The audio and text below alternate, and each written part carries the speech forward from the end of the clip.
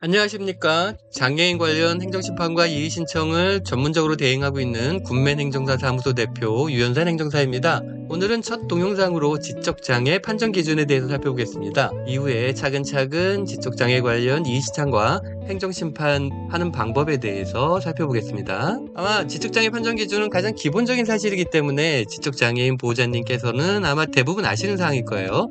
그래도 다시 한번 확인하는 마음으로 들어주시면 감사하겠습니다. 먼저 지적장애인의 정의부터 살펴볼게요. 장애인복지법 시행령에 따른 지적장애인이란 정신발육이 항구적으로 지체되어 지적능력의 발달이 불충분하거나 불완전하고 자신의 일을 처리하는 것과 사회생활에 적응하는 것이 상당히 곤란한 사람입니다. 이런 지적장애 시행령의 규정에 따라서 보건복지부는 장애 판정 기준을 고시하고 있는데요. 먼저 지적장애인은 장애의 정도가 심한 장애인만 판정한다는 사실을 아실 필요가 있습니다.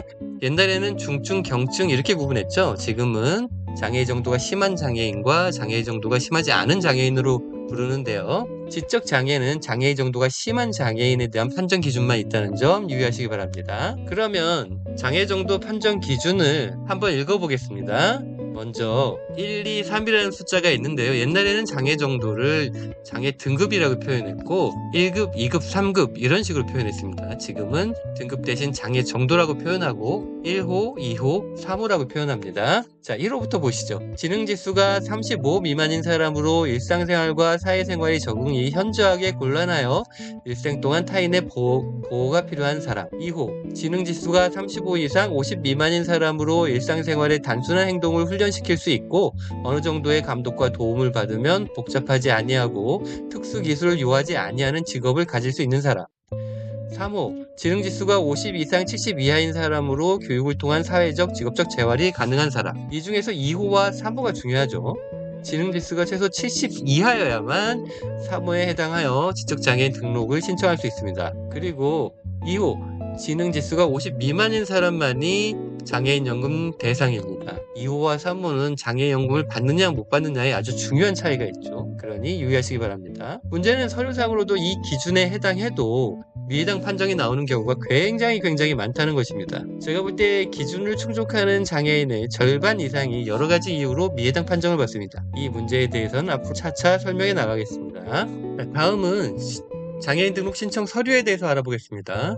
보건복지부 고시 장애전도 심사규정 별표 1에 따른 지적장애인 등록 신청자 심사 관련 서류는 다음에 3가지입니다. 첫 번째, 장애정도 심사용 진단서. 이건 법정 양식이죠. 법정 양식에 맞게 써야 합니다. 두 번째, 지능지수 검사 결과. 세 번째, 6개월간의 진료 기록. 이 중에서 지능지수 검사 결과가 핵심입니다. 보통 웩슬러 지능검사가 포함된 종합심리검사를 하고 그 결과를 분석한 심리평가 보고서를 발급받아서 제출하죠.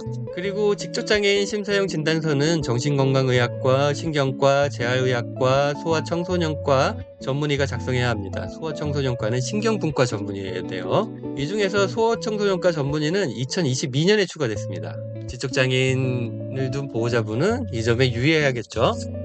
그리고 장애 진단을 하는 전문의는 원인 질환 등에 대해서 6개월 이상의 충분한 치료 후에도 장애가 고착되어 있음을 진단서, 소견서, 진료 기록 등으로 확인해야 합니다. 다만 선천적 장애 등 장애 상태가 고착되었음이 전문적 진단에 의해 인정되는 경우에는 이전 진료 기록들을 등을 확인하지 않을 수 있습니다. 이 경우 이에 대한 의견을 구체적으로 장애정도 심사용 진단서에 명시하고 그 대신에 진료 기록은 첨부하지 않을 수 있습니다. 다음은 지적장애 판정 절차에 대해서 알아보겠습니다. 지적장애는 웩슬러 지능검사 등 개인용 지능검사를 실시하여 얻은 지능지수에 따라 판단하고 이외의 사회적 기능, 임상적 상태 등을 종합적으로 고려하여 최종적인 장애 정도를 판정합니다. 실무적으로는 거의 모든 판정이 웩슬러 지능검사 결과에 따릅니다. 웩슬러 지능검사는 성인용 지능검사 WAIS, 아동용 지능검사 WISC로 나뉘고 또 버전에 따라서 1판부터 5판까지로 나뉩니다. 지금 현재는 4판과 5판이 널리 쓰이고 있습니다. 당연하게도 지적장애의 주된 판정 기준은 각 소항목 점수가 아니라 이를 종합한 전체 지능지수 FSIQ라고 하는 전체 지능지수를 말합니다. 판례도 이를 인정하고 있습니다.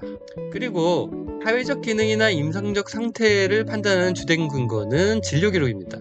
여기에 더해서 학교생활 기록부와 사회성숙도 검사 결과 정도를 참고할 수 있습니다. 그런데 전체 지능 지수가 연령별 최저 득점인 경우, 그러니까 장애가 너무 심해서 지능 지수가 진짜 최저 득점만 나오는 경우에는 정확한 지능 지수 산출이 어렵죠. 이럴 때는 GAS 및 비언어적 시지각 구성 능력 검사, 예를 들어 시각 운동 통합 발달 검사 VMI, 벤더 게시탈트 검사 BGT 등을 추가 시행하고 검사 내용과 검사 결과에 대한 상세한 소견서를 제출합니다. VMI 소견을 제출해야 하는 경우를 유의해서 보셔야 됩니다. 연령별 최저 득점으로 정확한 지능 지수 산출이 어려운 경우에만 VMI를 제출해야 할 의무가 있고 주된 기준이 되는 것입니다. 그 외에는 VMI가 참고 지표일 뿐입니다. 앞으로 이의 신청이나 행정심판 사례를 통해 살펴보겠지만 간혹 이 VMI 결과가 문제되는 경우가 많기 때문에 미리 말씀드리는 겁니다. 그런데 두 번째 단계 VMI 검사로도 제대로 측정할 수 없는 경우가 있어요.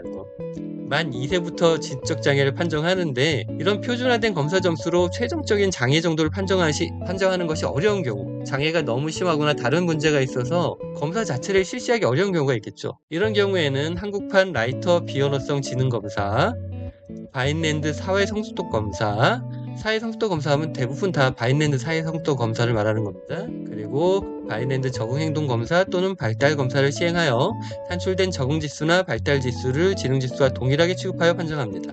근데 여기까지 가는 경우는 드물죠. 대부분은 웩슬러 지능검사로 판정하고 아주 예외적인 경우에 두 번째 단계 VMI가 기준이 될 때가 있습니다. 선천적인 지능저하인 경우에는 지적장애로 판정하죠. 그 외에 뇌손상, 뇌질환으로 성인이 된 이후에 지능저하가 온 경우에도 이 기준에 근거하여 지적장애에 준한 판정을 할 수 있습니다. 그런데 뇌손상이나 뇌질환이 명확히 입증되어야 하는데 이게 참 어렵습니다. 그렇지만 노인성 치매는 지적장애 판정에서 제외합니다. 노인성 치매는 지적장애인 등록을 할 수 없어요.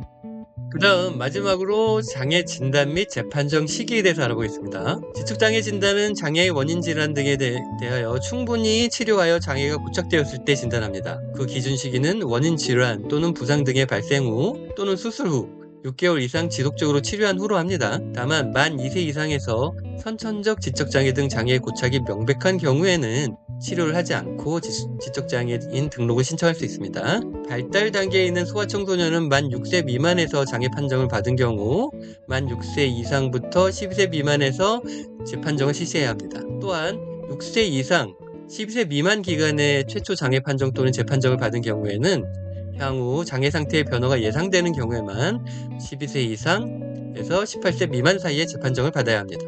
여기서 알아두셔야 할 것은 향후 장애 정도의 변화가 예상되는 경우에는 반드시 재판정을 받아야 하는데 이 경우에 재판정의 시기는 최초의 판정일로부터 2년 이상 경과한 후로 합니다. 그리고 2년 이내에 장애 상태의 변화가 예상될 때에는 지적장애 진단을 하지 말아야 합니다. 그래서 어떤 장애인은 2년마다 재판정 통지서를 받고 재판정을 해야 하는 장애인도 있고요. 또 어떤 장애인은 내내 소식이 없다가 18세 무렵에 재판정 통지서를 받기도 합니다.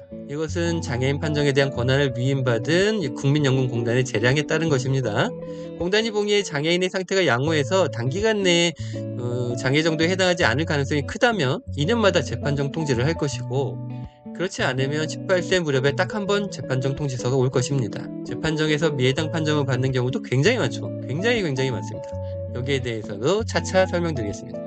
재판정이 필요한 경우에 장애 진단하는 전문의는 장애정도 심사용 진단서에 그 시기와 필요성을 구체적으로 명시해야 합니다. 그래서 진단서에 재판정 시기를 써놓는 의사선생님들도 많죠.